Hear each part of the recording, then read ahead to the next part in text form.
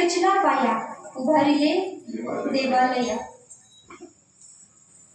आता हे आदिनाथ कोण होते तर ब्रह्मा विष्णू आणि महेश या तिघांची उत्पत्ती एका मायेपासून झाली. तिघांना 3 कामं वाटून दिली. एकाला उत्पत्तीचं काम, एकाला स्थितीचं काम आणि एकाला लयाचं काम दिलं. उत्पत्तीचं काम दिलं ब्रह्मदेवाकडं, स्थितीचं काम दिलं विष्णूकडं आणि लयाचं काम दिलं ते म्हणजे भगवान शंकरांकडं. उत्पत्तीचं काम म्हणजे जन्माला घालण्याचं काम ब्रह्मदेवाकडे गेलं. स्थितीचं काम म्हणजे सांभाळायचं काम भगवान विष्णूंकडे गेलं आणि लयाचं काम म्हणजे नाशाचं काम भगवान शंकरांकडे गेलं. ह्या तिघांची उत्पत्ती एका मायेपासून झाली. एकनाथ महाराज एका अभंगामध्ये सांगतात बघा, पहिलं कोटेचं नव्हतं काही, पहिलं कोटेचं नव्हतं काही, चंद्र सूर्य चंद्र सूर्य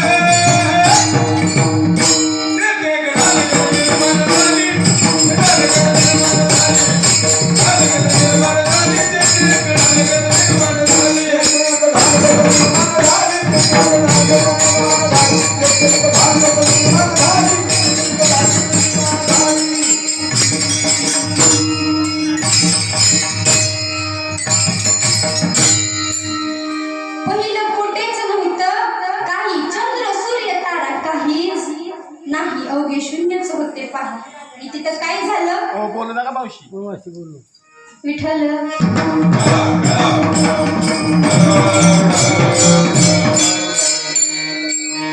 तिथे एक ढालगज निर्माण झाली. एकनाथ महाराज तिला काय म्हणतात?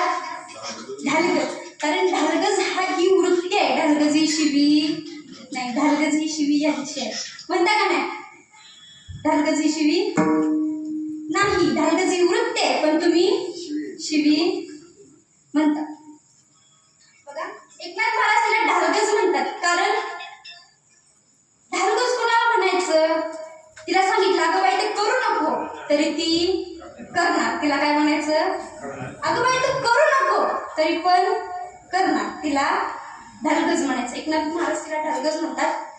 बघा मायेचं दृष्टांत लागल्याशिवाय ब्रह्म प्रकट होत नाही. व्यवहारातही तसंच आहे. बघा एखादा पुरुष जर डॉक्टर असेल, एखादा पुरुष जर डॉक्टर असेल तर त्याच्या पत्नीला काय म्हटलं जातं? काय म्हटलं जातं? डॉक्टरी. एखादा पुरुष जर मास्तर असेल तर त्याच्या पत्नीला काय म्हटलं जातं? मास्तरी. एखादा पुरुष जर वकील असेल तर त्याच्या पत्नीला काय म्हटलं जातं? वकील. आणि एखादा पुरुष जर बुवा असेल तर त्याच्या बायकोला काय म्हटलं जातं? भुंगरी. व्यवहारातही असंच आहे बघा. पण या उलट केलं, याच्या उलट केलं.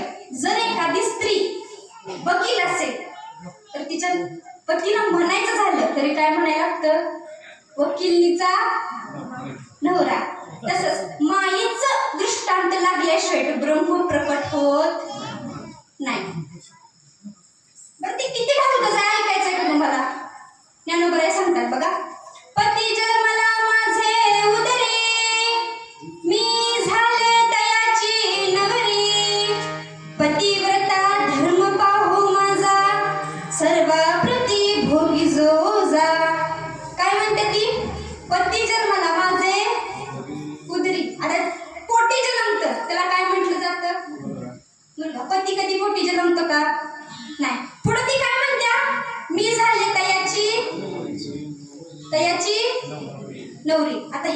ओळखायचं?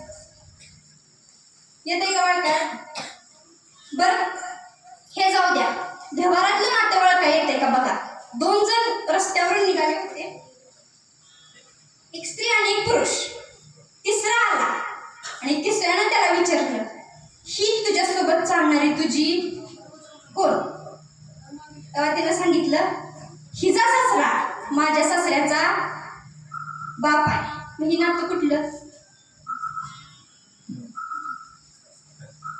कुठलं नातं सांगता येते? सांगता येत नाही. जर आपल्याला व्यवहारातलं नातं सांगता येत नाही तर परमार्थातलं नातं सांगता येईल का? तर तुम्ही म्हणाले तू सांगतेस की खोटं आहे, पण खोटं कसं म्हणणार? हे तर ज्ञानोबरायांनी सांगितलंय ना. खोटं म्हणता येईल का? नाही. मग हे घडलं कसं? ऐका, 1000 वर्ष एक ब्रह्म निद्रित होतं. 1000 वर्ष एक ब्रह्म निद्रित होतं. ते जेव्हा जागं झालं तेव्हा त्याच्या नेत्रातून ती माया प्रकट झाली. त्याच्या नेत्रातून ती माया प्रकट झाली आणि ती माया प्रकट झाल्यानंतर त्यांनी जांभळी दिली आणि जांभळीतून शब्द उच्चारला. त्या बघू जांभळी कुठला शब्द निघतोय? तुम्ही आईच ठेवली नाही, आईची मम्मी करून ठेवल्या. जांभळीतून बघा, जांभळीतून ओम हा शब्द उमटतो. कुठला? जांभळीतून ओम हा शब्द उमटतो. म्हणून ज्ञानोबरायांनी ज्ञानेश्वरीची सुरुवात ओम या शब्दापासून केली. ओम नमो जियाद्या वेद प्रतिपाद्या जय जय सुसंवेद्या आत्मरूपा. म्हणून ज्ञानोबरायांनी ज्ञानेश्वरीची सुरुवात कुठल्या शब्दापासून केली? ओम या शब्दापासून केली. जांभळी दिल्यानंतर आई हा शब्द येत नाही. कुठला येतोय? ओम. त्याप्रमाणे जांभळी दिल्यानंतर त्याच्या तोंडातून ओम हा शब्द निघाला आणि त्या ओम शब्दाचा त्या माईनं 12 वर्ष तपश्चर्या केली आणि तिच्या उजव्या हातामध्ये फोड आला. फोड आल्यानंतर तिनं तो गुदगुद करायला लागल्यानंतर फोडला आणि त्या फोडल्यानंतर त्या फोडातून एक बालक जन्माला आलं. तिनं त्याचं लालन पोषण केलं, त्याला लहानाचं मोठं केलं आणि मोठं झाल्यानंतर ते जेव्हा तारुण्य अवस्थेला प्राप्त झालं तेव्हा त्याला तिनं एक इच्छा सांगितली. कुठली? तू माझ्या संग लग्न कर. ते बालक जे होतं ते म्हणाले, हे कसं शक्य होऊ शकतं? मी तुझ्या संग लग्न करू शकत नाही. तेव्हा तिला राग आला, ती क्रोधित झाली आणि क्रोधानं त्या बालकाकडे बघितलं आणि जागेलाच त्या बालकाची राख झाली. परत तपश्चर्या करायला बसली. परत 12 वर्ष तपश्चर्या केली. डाव्या हातामध्ये फोड आला, तो गुदगुद करायला लागला. तो गुदगुद केल्यानंतर तिनं तोही फोड फोडला. त्याही फोडामधून एक बालक जन्माला आलं आणि बालक जन्माला आल्यानंतर त्याचंही लालन पोषण केलं आणि त्याला तिनं मोठं केलं.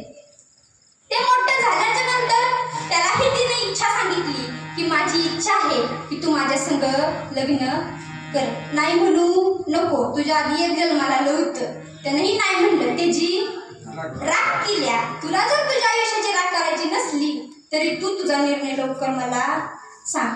मी संध्याकाळी परत माघारी येते, तोपर्यंत तू तुझा निर्णय घेऊन ठेव. ह्यानं विचार केला आणि ती माया त्याच्यापासून गेल्यानंतर ती जी राख होती ती राख त्याच्याशी बोलती झाली आणि तिनं सांगितलं त्याला की जर तुला तुझ्या आयुष्याची राख करायची नसली तर तिला नाही म्हणू नको, तू तिला होय म्हण. पुढं काय होईल ती मी बघतो. ती माया संध्याकाळी परत माघारी आली आणि त्याला विचारलं की तुझा निर्णय मला सांग. त्यानं सांगितलं होय. होय म्हटल्यानंतर ही दुल्हन होण्याकरता निघून गेली. दुल्हन बनण्याकरता निघून गेली. तेवढ्या त्या राखीनं त्या बालकाला सांगितलं की ही राख मला उचल आणि इथून उत्तर दिशेला घेऊन चल. त्यानं ती राख घेतली आणि उपरण्यामध्ये बांधली आणि जसं ती राखीनं सांगितलं तसं ते उत्तर दिशेकडं निघालं. उत्तर दिशेकडे निघालं आणि तेवढ्यात ती माया तिथं आली. आता जन तिला वचन दिलं होतं की मी तुझ्या संग काय करीन, लग्न करीन. तीच पित्त नाही. म्हणून त्याच्या पाऊलखुणावर ती माग गेली. पण राखाला माहित होतं ही आता आपल्या माग येणार आणि आल्या. म्हणून तिने राखानं त्या बालकाला सांगितलं की तू त्या क्षीरसागरामध्ये चल. आणि क्षीरसागरामध्ये गेल्यानंतर ती पाठीमाग आल्या असं कळल्यानंतर त्या राखेनं सांगितलं की तू इथून वर चल. म्हणून ते बालक त्या राखीला घेऊन वर निघालं आणि वर जात असताना त्यांना शेष भगवान परमात्मा दिसला. आणि शेष भगवान परमात्मा दिसल्यानंतर त्यांनी शेष भगवान परमात्म्याची आराधना केली. शेष भगवान परमात्म्याने स्वतःच्या अंगाचं आसन केलं आणि त्या बालकाला त्या आसनावर बसून वर नेलं. आणि वर आलेलं जे सगुण स्वरूपातलं रूप होतं ते दुसरं तिसरं कोणी नसून ते भगवान विष्णू होते. आता ज्याच्यामुळं आपण वाचलो त्याला त्या राखाला जिवंत केली पाहिजे का नाही. म्हणून भगवान विष्णूने आपल्या ताकदीवर आपल्या सामर्थ्यावर त्या राखेला जिवंत केलं. आणि ती जिवंत झालेली राख दुसरी तिसरी कोण नसून सगळ्या देवांचे देव असणारे ते भगवान शंकर होते. म्हणून आदिनाथ कोण तेच ज्ञानोबा अभंगाच्या प्रथमच्या